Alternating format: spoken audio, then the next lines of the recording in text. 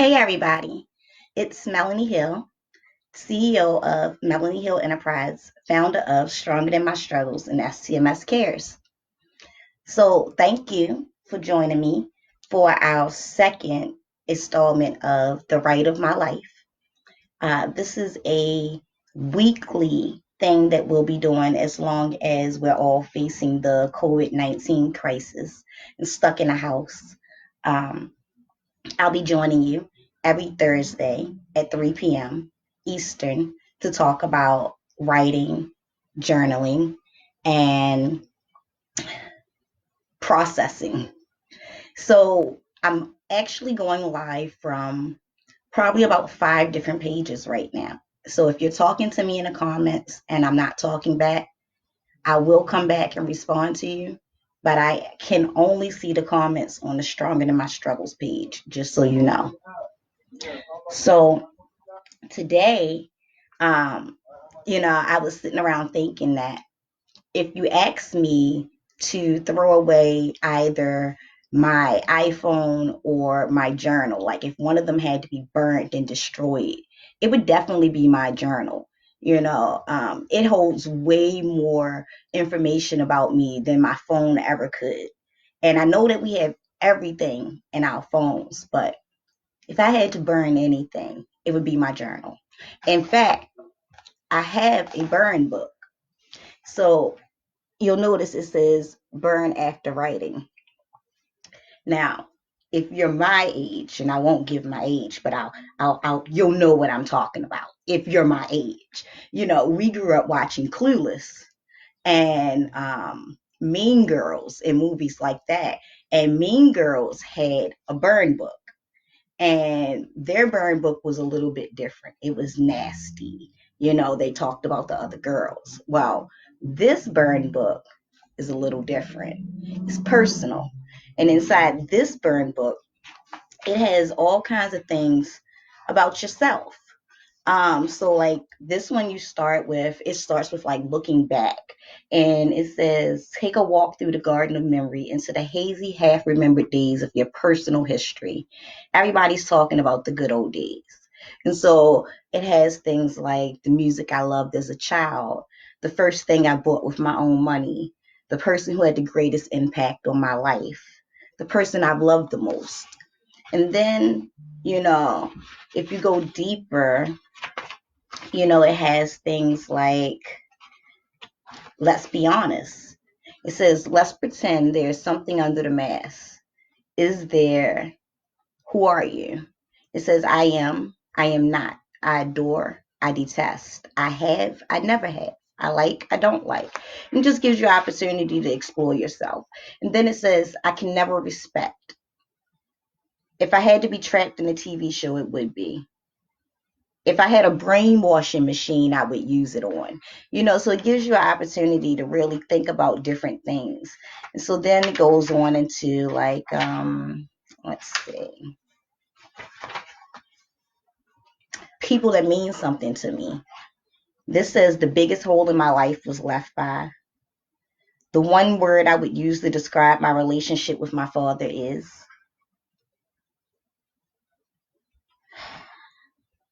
The song for the main theme of the movie of my life is. Then it goes into things like,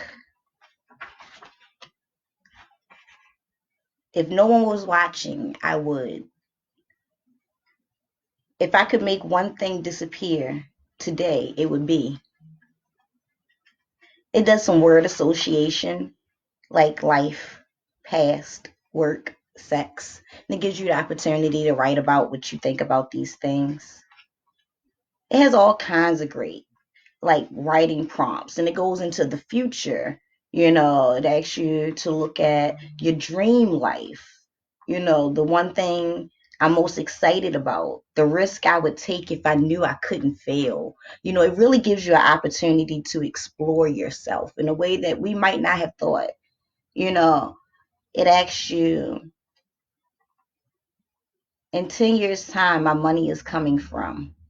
I would like to retire to. It really gives you a chance to look at your future. My legacy is, I love that question. My legacy is like, who do you want to be that you do? What do you want the world to think of you when you're no longer here? Like, I love that. You know, it gives you an opportunity to create a bucket list, all kinds of great things. Like, it's a really cool book, and it's not small, but it's not large. It gives you an opportunity to really delve into who you are. And it says that you don't have to keep this. You can burn after writing because you've had a chance to really explore yourself. So you don't have to keep it. Me, I collect all my journals. I'm ridiculous. Like, I know it says burn after writing, but someone would find this and they would know everything about me. Like, I know. But I think this is an amazing opportunity to really explore yourself in a different way. So, also, I think that, you know, it says burn after writing, but I wouldn't, like, because sometimes we get down, we get lost in life. Like right now with this coronavirus thing, some of us are stuck in. Someone said to me on our Tuesday writing group meeting that it's like living Groundhog Day. It's like waking up in the same day over and over. And when you experience that kind of feeling, it's important to have something like this because it reminds you of who you are, what you want to do, what you dream about doing, what your goals are. So on those worst days where you can't figure out what to do with yourself, like, to me, this would be the best book to open to help you get back to you. Like, I couldn't see myself wanting to get rid of it. Have you ever written a burn book?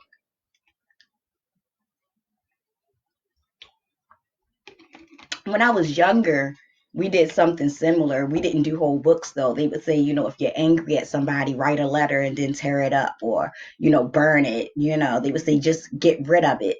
But, never a whole book to let you explore yourself. I love it. So also, today I really want to, talk about how journaling can be really helpful in this time period. Like I said, some of us are experiencing Groundhog Day. And especially if you're experiencing Groundhog Day, journaling is a really good way to make sure that you are able to separate your days and to see that things are a little different than they feel. Because no matter how much of the same a day feels, there's literally it's something different that happens. Like every second of the day is different. It just, we tend to lump it all together. Sometimes we take for granted the small things that happen during the day, but the small things matter. So, three types of journaling that I think can help in situations like this is the journal about your goals, like to literally to wake up every day or at some point of the day to just stop and hey, to just stop and journal about your goals for 30 days straight, like every day, just wake up and list maybe 15 to 20 of your top goals. And they don't have to be like immediate goals, just things that you want to accomplish. They could be long term goals, they could be short term goals, they could be goals that have multi levels, but to list your goals and to really think about the things that you want. And it's important to do this consistently for 30 days because the more you wake up and you write your list of goals, the more your clarity will come in. You may think that you want something, and the longer you write, you may notice that those goals start to change because you're really thinking about it deeper. I've experienced that many times, especially being a healer and a coach. It's so many people that come to me and they want help with specific things. And it's like, even though that's not my thing or it's not something that, excites me the way that helping people rediscover themselves do, I try to accommodate. I'd be like, okay, well, let me do this. And then I find myself going down a path that, isn't really for me. And it's not that I can't do it, it's just not for me. And so I have to keep reevaluating myself, which we should always do.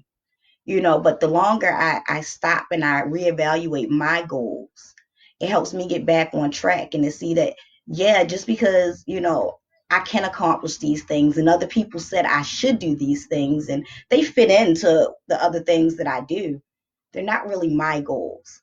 And I really want to focus on what's important to me, not what's important to everyone else. And so it's important to, stop and reevaluate your goals. And that 30-day period, it can help you find so much more clarity than sitting around for just 30 days. Like if you do nothing else, like for some of us, we're stuck. Like we can't go to our favorite places. We're working from home. We might not be working at all. You know, if you do nothing else, this can really help you just over a 30-day period. Just wake up and write down 15, 20 different things that you can think that you want to do, you wish you could do, that you're going to do when you get out of the house and we all get our lives back. But just think about who you are and who you want to be. We talked about that in our Tuesday writing group the other day, that this is a great opportunity to rediscover yourself, which is my favorite thing. I love helping people rediscover themselves, but this is a perfect opportunity to rediscover yourself. And journaling is a great tool for rediscovering yourself. Another way that you can really use journaling in this time period is to do daily logging, especially if you feel like you're living in Groundhog Day. Daily logging of what's going on around you, what you see. Like you should be going for walks, you should be getting out. It's not like you have to stay in house. You can still go out and get some air. You can still, do your exercise on the front lawn. Like you can still go breathe. Like, and as you go outside, as you find a new documentary to watch for the day, as you watch people on social media, as you FaceTime your friends and family, like there are different things that are happening. So I don't want you to trick yourself into thinking that just because you're not living your normal life, that you're not living, because you are. So I want you to stop and maybe just for the next 30 days, just document your life. Document what's going on. Document what's going on around you. What's going on with the people you talk to. Like if you spend some time, like just logging, like it could be at the end of the day. You don't have to, take the time to every hour on the hour. I mean, you could. Some people are detailed like that. Don't let me stop you.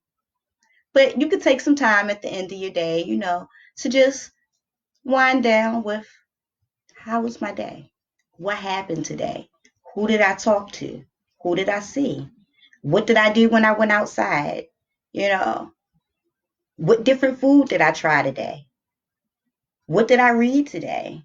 What was the thing that made me laugh most today? Who made me smile today? What did I do for someone else today? Like there are all kinds of things that can be a happy experience, that can be a life changing experience, even with us sitting in the house. Life isn't stopping, just the way we live it. And we have a choice of how we experience this. It can be the most miserable thing ever. We could sit and stare at the wall all day. That's truly an option. Or we could choose to still just live our lives the best we can through any opportunity and adversity. I mean, we are stronger than our struggles, right? Another great way to, excuse me,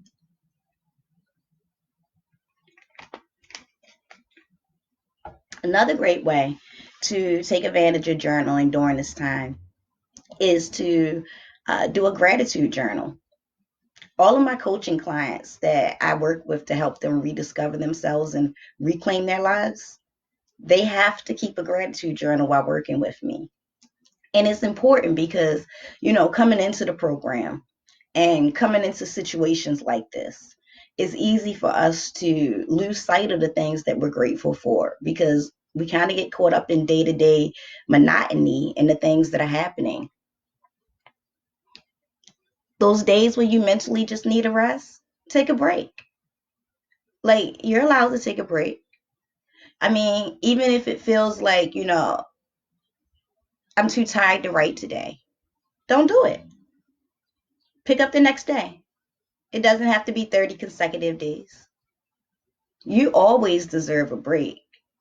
It's hard sometimes to do anything, but it's important to try to do something.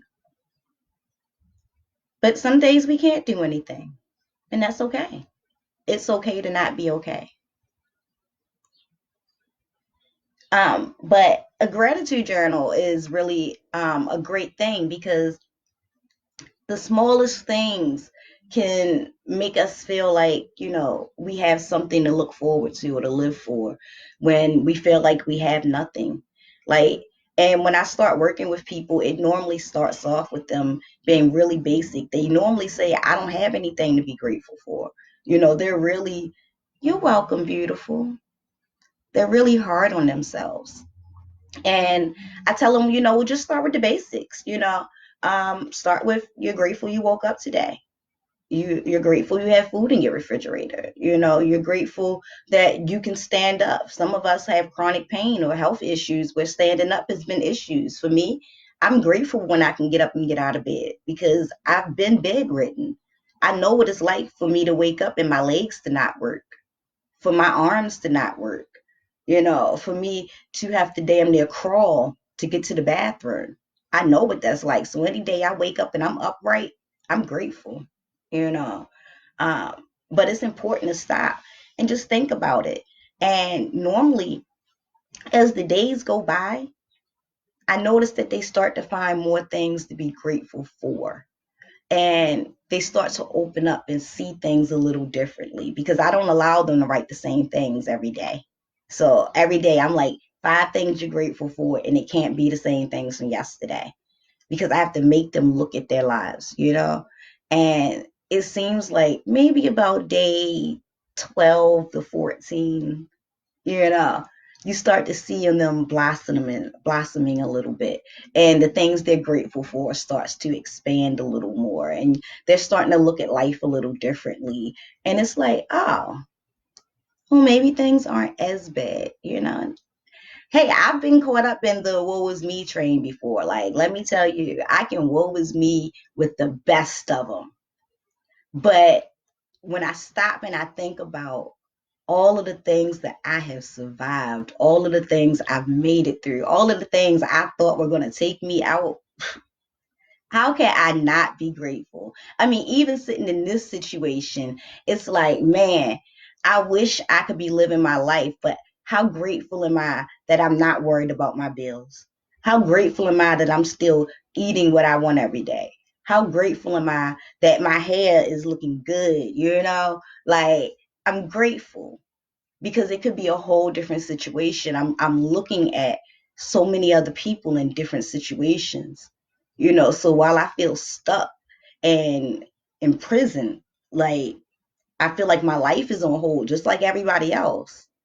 I'm so grateful for the situation I find myself in my personal prison, you know? And so even with keeping a gratitude journal, we did that in one of our my workshops that I do, manifesting reality. I had them do it in a whole different way because we were working one on one, like in a group setting instead of them writing. And so what I had them do is I had them write out things that they were grateful for on a piece of paper, and they didn't have a clue what we were doing, right?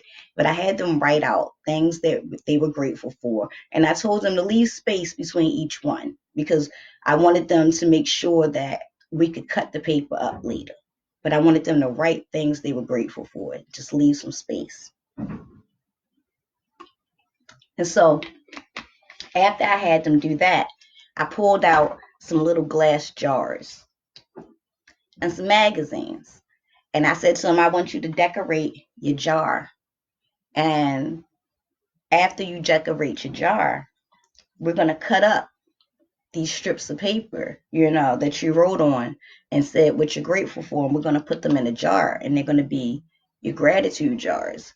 Now, me, on the top of mine, it says the beauty of giving, because that's who I am, right? I'm grateful to be in a position that I can give. Like, I don't know if you noticed, but I've set up a COVID relief fund, COVID-19 relief fund for our Stronger Than My Struggles family.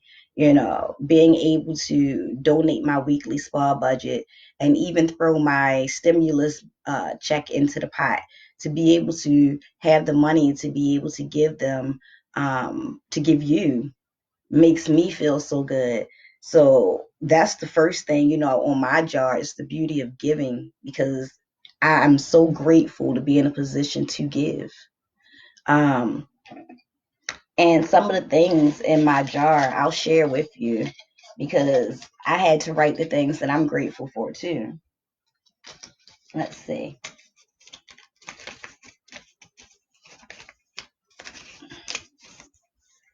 I'm grateful for my healthy hair after years of processing and hiding it under wigs so long. Oh, Jesus, I really am. Like, you don't know. One of the keys to finding myself was to finally give up the wigs and the perms and everything. And it's not because, like, I needed to get rid of that to find myself. It's because I always admired women with locks. I always admired natural beauty, but I never felt naturally beautiful. So, I always looked the opposite of women that I thought were beautiful.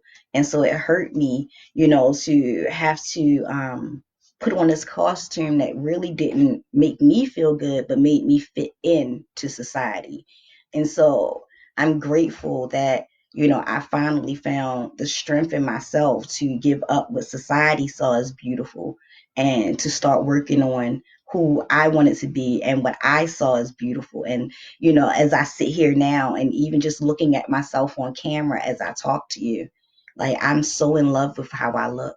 I'm so in love with myself and my natural beauty. Like, it I'm grateful that I learned to love myself. Another thing in my jar is I'm grateful for Coco. He's my everything. Like, if you're on my personal pages, my cat is like my best friend. He's curled up like right across from me now, asleep. I've had him for 7 years, and I don't know what I would do without Coco. We're quarantined together, and uh, he gets on my nerves, but I love him. Jesus, I love this cat. He's my everything. He really is. Let's see, what else is in here? Hmm. I'm grateful to have a private office I can work from. Let me tell you. So I've been working from home for 14 years as I've been running my businesses. And 2 years ago, 3 years ago, I finally decided to join a co-working space and get some outside, like, uh, what's the word? Like, stimulation. Like, I got tired of being in the house by myself and trying to, work where I wanted to more integrate into the community. And you know how you go to a place and everything's great, and then the people change, and then the atmosphere changes, and then the way you feel there changes, and then that, it wasn't as comfortable anymore, and so I stopped going.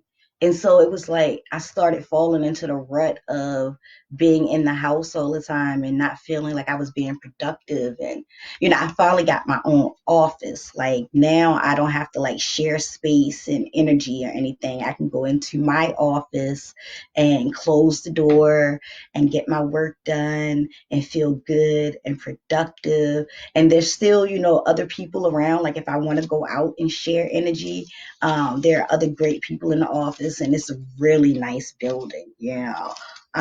So I'm grateful that now I have a space where I can work from, where I feel comfortable and it feels good to do my work.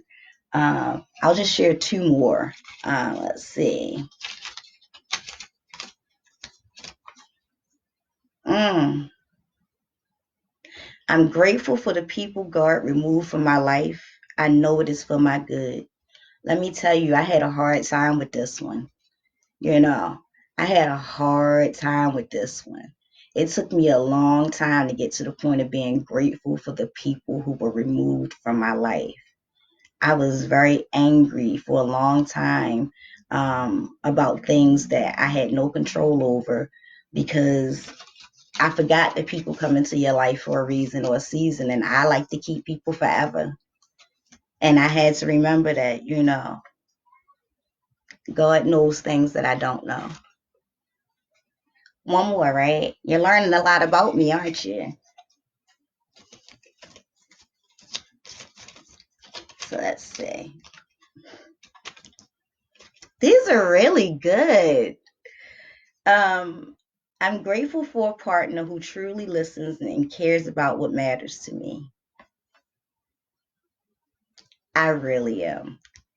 I never thought I'd fall in love. Like, never, ever, ever, ever.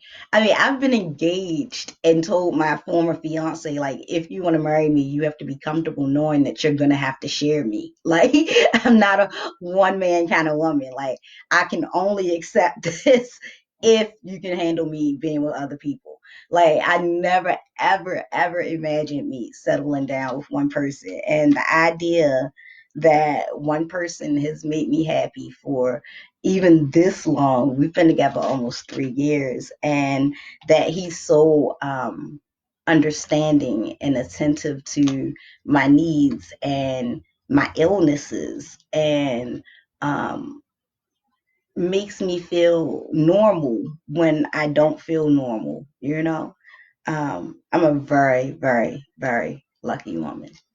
And so I just hope that um, as we take this time in the house, and some of us are still working, but as we take this time to deal with how we're being affected by COVID-19, as we take this time to deal with our lives changing, um, that we utilize this time to use journaling and writing to rediscover ourselves. And so today, oh, thank you, Carrie. So today we talked about burn books, and we talked about how cool it was to have a book like this that allows you to really delve deep into yourself. And if you want to grab one, I'm sure they have it online or something. It's called Burn After Writing, and it says it's by Sharon Jones, and it looks like this, and it's really cool. um, And then we talked about three different types of journaling that I really like to do, which is to journal my goals for 30 days straight, to wake up and just, really evaluate what I want out of myself, out of life, out of a partner, um, out of my business, and to make sure I just stay consistent in journaling that until I see it evolve into what I really want, you know. The other way that we talked about is to daily log. And so we talked about, some people like to keep track like hourly. Some people want to do it at the end of the day. Some like to do it at the beginning of the day doesn't work. But, some people like to do it at the end of the day, and that's a great thing. So to just keep track of things like who you talked to, where you went, something that made you laugh during the day, um, a great idea you thought about, something new you tried, a different food that you ate, just keep track of the different things that are happening so that you can know that every day isn't the same. And then we talked about doing a gratitude journal, waking up and every day just logging at least 5 things that you're grateful for. And the way I see it is you can't use the same things every day, but I can't tell you what to do. But, I don't let my clients use the same thing every day. But to wake up and just think about things that you're grateful for. And if you're creative like me, you can even make a gratitude jar. It doesn't have to be just simple and boring and plain. It's whatever you choose it to be. It's how you use writing to express yourself. So before I get out of here, um, does anyone have any questions they want to ask or anything they want to throw in here? Um, Anything you want to talk about before I go?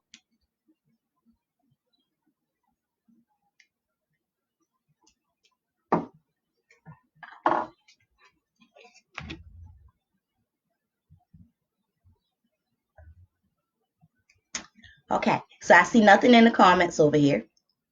So I'm going to get out of here. But remember, you can join me at 3 p.m. every Tuesday in our writing group, Writing for My Sanity, Therapeutic Writing and Meditation. We go live on Zoom, and that way you can actually be on camera with me, and we can all talk, and we kind of just write, and we get together, and it's kind of like group therapy. It's really cool, but you have to be in the writing group to get the information to join us. And then I'll be here every Thursday at 3 p.m. and we'll talk about writing and journaling and ways to use writing to deal with what we're going through right now. So I'll see you next Thursday, and maybe you'll join me Tuesday in the writing group. See you later.